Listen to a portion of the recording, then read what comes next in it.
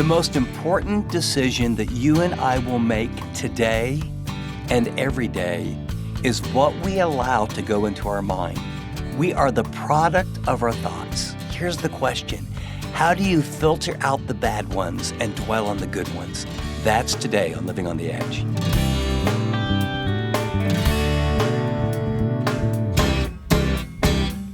Thanks for joining us for this edition of Living on the Edge with Chip Ingram. I'm Dave Drury, and Chip's our Bible teacher for this international discipleship ministry focused on helping Christians live like Christians. In this program, Chip continues his series, I Choose Peace. But just before we get started, let me encourage you to take a second to download Chip's message notes. He's going to cover a lot of practical info in this program, which is all laid out in his notes.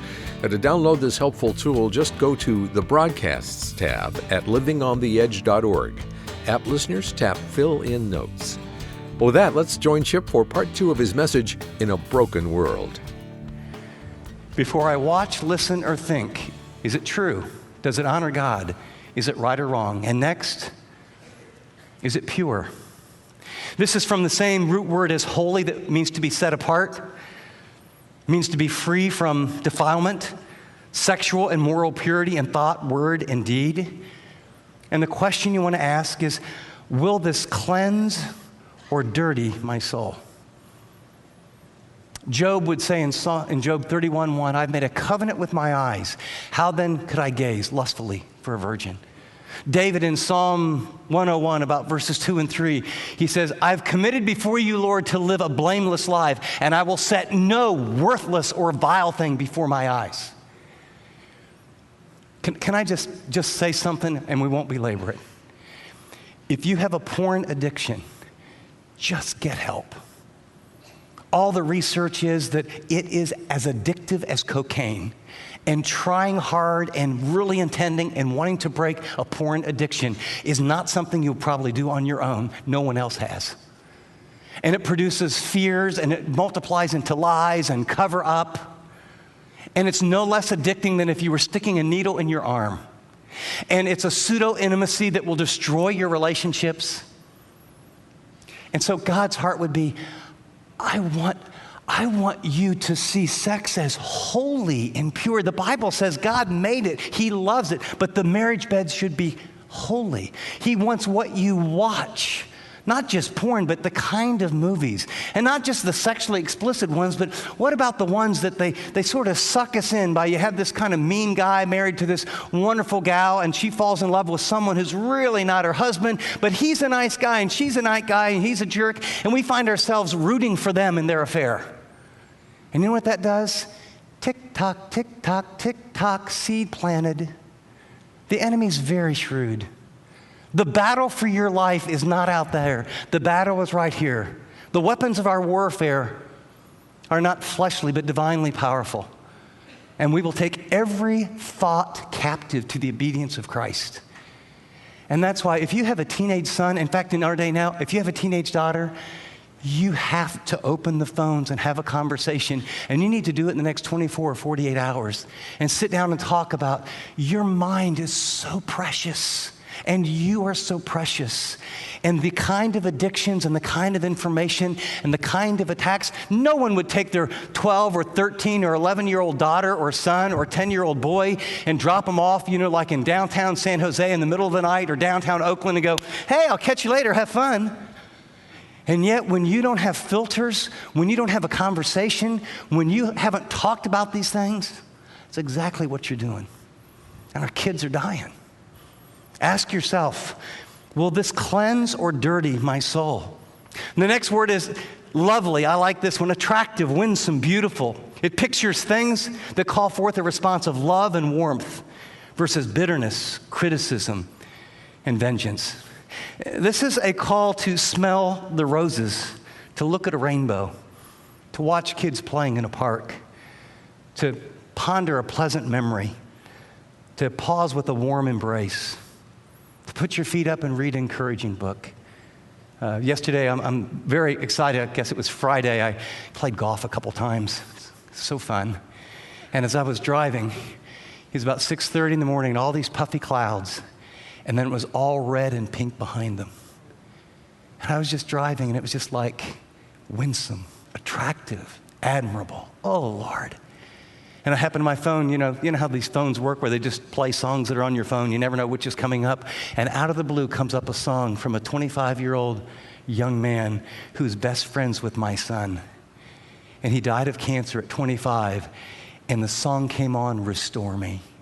And I thought back of those memories, and I thought back of what God has done. And it was just, I just began to ponder his kindness and his sovereignty and his love and beauty and creation. Guess what happened to my emotions? We live close to the ocean. When's the last time you went there? When's the last time you went to the redwoods? Get your faces out of the screens and look at the beauty that God has brought. Ask yourself this question. Will this renew or harden my heart? I had come home, and we were going to eat in about 10 minutes, and I looked on Channel 2, and it was like, oh my gosh. Got to Channel 4, and PBS, sometimes they'll give you a more documentary sort of position. I found myself disturbed within, sad, angry about the injustice in the world, a sense that the world is completely messed up. Here's the deal. In 10 minutes, everything bad that happened in the globe went on my screen and to me. And I'm telling you, there were hundreds of millions of acts of kindness and children born and people being generous and love given and people caring and kids adopted and food given and fresh water and people pulled out of the sex trade. And all that wonderfulness I didn't see. All I got in 10 minutes was that, and it shaped my thinking. What you allow in your mind the last 30 to 45 minutes before you go to bed, and what you allow in your mind the first 30 minutes of your day will shape your subconscious, your mind, your thinking. You're either starving fear and feeding faith, or you're doing the opposite. Finally, he says that which is commendable, good repute. He says gracious, admirable is the meaning of the word. It literally means fair speaking. It describes things which are fit for God to hear versus ugly words, false words, and pure words. And the test here is, could I recommend this to someone who looks up to me? Right? Now, you don't, but by the way, if you kind of are thinking, oh my gosh, this would radically change what comes in my house, good. It'll also change your fear, change your emotions, change your kids if you have them. But you don't have to raise your hands on this one. Have you ever been watching something and someone's coming down the hall and before they walk in, you change the channel? Oh, okay. I did that once. We've all been watching something and a little kid is coming in or your mate's coming in or something. And I don't mean that it's terrible, but I'm not comfortable with them watching this. How about this test? Imagine you're sitting on, one of those couches with 2 or 3 seats, and whatever's coming on your phone, your screen, your TV, the Lord Jesus in his resurrected body shows up and says, hey, Chip, how you doing? Great. I'm just going to relax a little bit and watch this. Great. Mind if I sit down? No, I'd love to have you. Here's the question to ask. Are you comfortable with him sitting next to you watching what you're watching? Are you comfortable with a 5-year-old, with a grandchild? He finally summarizes and said, if there's any virtue or praise, in other words, in case I left anything out, it's sort of a think on anything that has the moral excellence and that will inspire and motivate you to love God and to love others. So everything doesn't have to be spiritual. I'm listening to a book called The Last Line. It's the life of Winston Churchill. It's fabulously interesting. So in my car, it's a book like this. That's why I put it on Audible. I said, I'll never read that. I've got like 6 hours in, and I looked the other day, there's only 31 hours left. But his courage and what was happening in the war. And I'm listening to another book by John Ortberg on the life you've always wanted. And at night before I go to bed, and it's just 10, 15, 20, 30 minutes, I'm reading about the life of Martin Luther. And just all I want to do is, Lord, how do I fill my life and my mind with good things? Because I will be the product of my thought life. But it's just not thinking, it's then acting. Habitually practice these things. Habitually practice these things. He says, you've learned and received. You had an appetite and you applied. You heard and saw. I gave instruction and I modeled it. And here's why. Your thought life determines your, write the word future. I don't know what your hopes are. But I'm going to tell you, your future will be determined by your thought life. The dreams,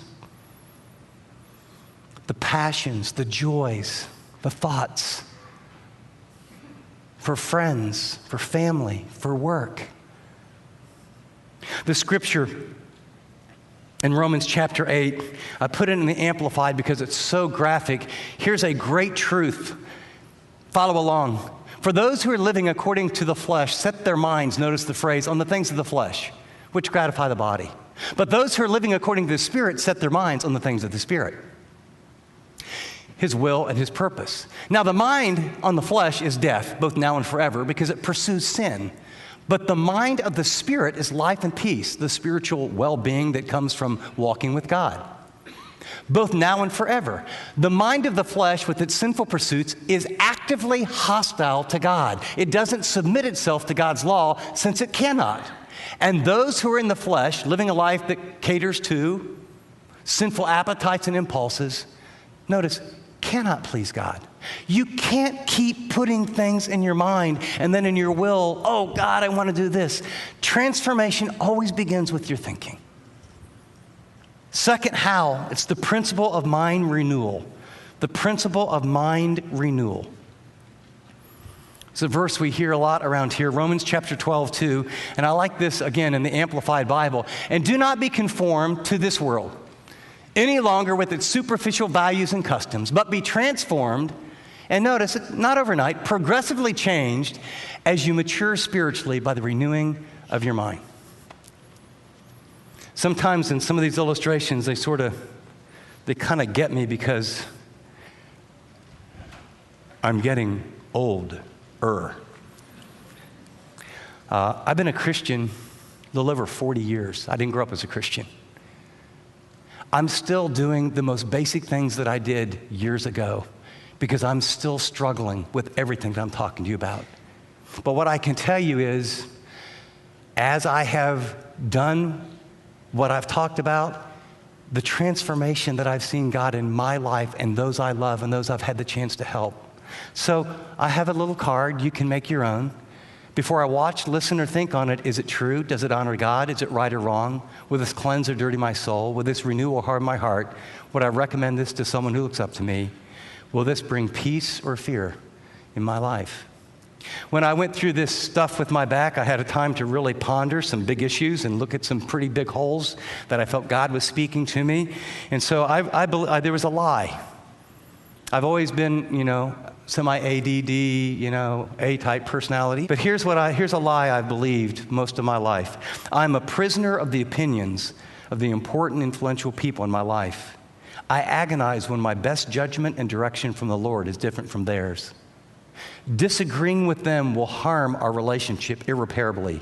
So I attempt to please everyone, creating an unhealthy lifestyle. I mean, you could say it a lot easier, like people-pleasing. But part of that is an alcoholic father and realizing, you got to keep the peace, and so you learn clues. And so that's on one side of a card, and it says lie, I believe. Then I flip the card over, and it says truths. Here's the truth. People love me and are for me and want me to live a life of joy, rhythm, rest, and fruitfulness in all areas of my life. I do not need to prove my worth through hard work or extraordinary productivity. I'm accepted, loved, and greatly valued just for who I am. But that lie pops up. So guess what I do?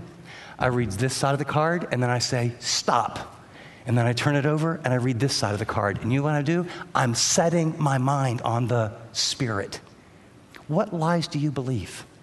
What cards do you need to make? You would just be shocked at what God will do as you renew your mind. As you turn the page, here's the promise. The God of peace, the God of shalom will be with you. It's not just you're going to receive His peace, but His blessing, His power, His presence, His provision. He wants to fulfill the desires of your heart. Are you ready for this? Here's the biggest lie you believe. You don't think God is for you. You think you got to measure up. He is so outlandishly for you. In the New Living Bible, Psalm 86, about verse 5 says, oh Lord, you are so good, so ready to forgive, so abounding in unfailing love to all who ask for your help. And I bet I've read that hundreds of times in the last probably 90 days. Because I read that and I just, getting it from here to here for me, is I just have this predisposition, and I know where it came from, is that God's arms are probably kind of a little bit crossed, and now and then his toes tapping, and no matter what I do, well, Chip, that wasn't quite good enough. Here's what you need to do. And that's a lie. And I'm changing. And you can change. And your kids need to change. But you will have to guard your mind like never before. Remember, we started, I asked you a question. Do you want to overcome your fear? Do you? I mean, for real, I want you to go back to, this is what I was afraid of. Do you want to overcome your fear? If you do, then you have to radically change. These things don't come into my house, they don't come into my mind, they don't come on my screen, they don't come on my phone, and they don't come into my kids' or grandkids' lives. This truth is going to start into my mind. I've given you a game plan, 21 minutes of how to spend time with God. That's a good start. It's written out for you. I am so excited that as you take these steps, God will show up in your life like never before. Now, here's the deal. Your emotions aren't going to change overnight. But if you do what we're talking about, I mean, a week you'll go, a little different. A couple, 3 weeks, whoa, a little different. About 30 days, it'll be like, wow. 90 days, people will say, what happened to you? 6 months, 2 years? Those addictions, those anger issues, those I've got to measure up, those things can really change. Lord God, my Savior, my friend, the lover of my soul and the soul of every person in this room and anyone at any time, whoever might watch or listen to this, we praise you. Here's what's true. You are good and you are forgiving, that you are slow to anger, that you are abounding in steadfast, loyal love, and you want the best for us. Lord, there is an enemy that has infiltrated the media and sends messages of death and comparison and immorality, that, Lord, we would just confess. We want to confess corporately our sin of how casual we have been with what we've allowed into the most precious commodity you've given, this mind. And so, Lord, would you help us to say no to that which is evil and say yes. Renew our minds that we could break the power of slavery. In Jesus' name, amen. Chip will be right back with his application for this message in a broken world from his series, I Choose Peace. Chip's focusing his attention in these programs on the circumstances that rob us of our peace, whether that's troubled relationships, difficult circumstances, moments of anxiousness, or financial insecurity. This series provides practical biblical answers to these areas where we struggle to maintain peace. And the fact is, we all wrestle with finding contentment and harmony. So let me encourage you to reach out to a few friends and go through this series together and discover God's truly satisfying peace. For more information about this series or to order Chip's brand new book, I Choose Peace, visit livingontheedge.org. App listeners tap special offers. Well, Chip, before we get to your application, you asked for a moment to share something that's very heavy on your heart. Well, Dave, what I know is because of what we've been through, a lot of people that really love God have found themselves in addiction right now. They found themselves whether it's drinking or logging on to websites or some prescription medication, shopping, eating disorders, some things that people who love Jesus, that are very sincere, under pressure during the kind of times we've had, we all default to some things that are very unhealthy. God wants to grant peace. In fact, He's already given it to you. But what you need is His truth. You need His truth to deal with this anxiety and these struggles, these conflicts, relationships. And what I want you to know is that we want to help you. I think the book that I've written would be a great resource for you to go with maybe one other person and just walk through it. You have to share your secret. You can't hide it. I just want to encourage you to know that God loves you. He's for you. Don't mask it. When we don't have peace, we go for pseudo-peace in artificial things. I just want to remind you, don't take second best. Get the peace of God. Let us help you. Well, to order your copy of Chip's brand new book, I Choose Peace, visit livingontheedge.org or call 888-333-6003. If you're ready for more peace in your life, get your hands on this resource or order a few to study together with some friends. You'll want to revisit the truth in this book again and again, especially when anxiety and worry threaten to overwhelm you. To order your copy of I Choose Peace, just go to livingontheedge.org or call 888-333-6003. That's 888-333-6003. App listeners tap special offers. As we wrap up today's program, this is some of the most profound teaching in the New Testament. The Apostle Paul has insights by the Spirit of God into how our minds work. In fact, we are the product of our thoughts. And although I would love to say we're all very logical and linear and strategic, the fact is the great majority of our decisions and our behavior is a reaction to our emotions.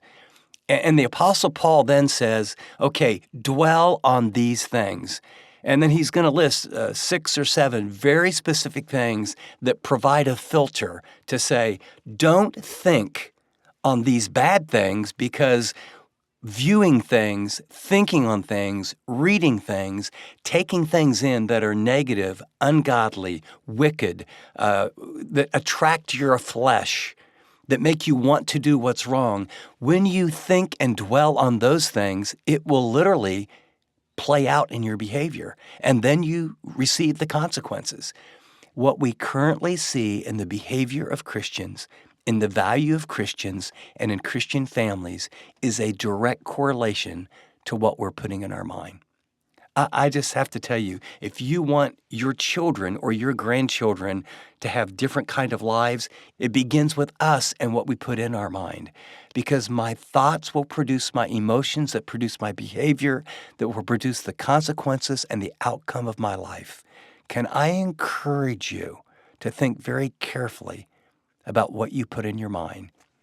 Just before we close, would you pray for those who are feeling challenged to respond to Chip's encouragement right now? There's always a spiritual battle when we feel prompted to draw near to God. Thanks for taking a minute to do that. And if there's a way we can pray for you, would you let us know? Call 888-333-6003 or email chip@livingontheedge.org. We'd love to hear from you. Well, join us next time as Chip continues his series, I Choose Peace. Until then, this is Dave Drury saying thanks for listening to this edition of Living on the Edge.